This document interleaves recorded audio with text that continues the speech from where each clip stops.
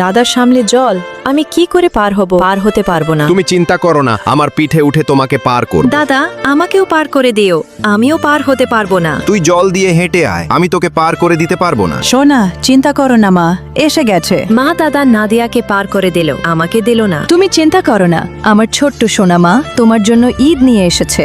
এগুলো দিয়ে তোমাকে রাস্তা পার করে দিবে।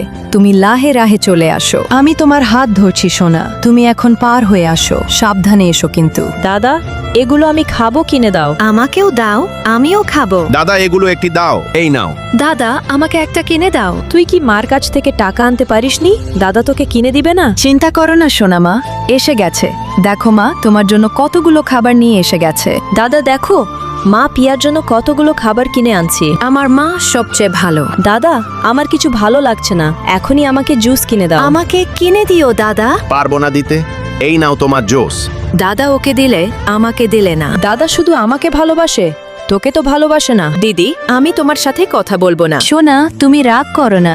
দেখো মা, তোমার জন্য কত বড় জুস নিয়ে এসেছে, খেয়ে নাও। বন্ধুরা, এমন মা কার আছে কমেন্টে জানিয়ে যাবেন, আর এই ভালো মার জন্য অবশ্য ভিডিওটা লাইক করে দিবেন।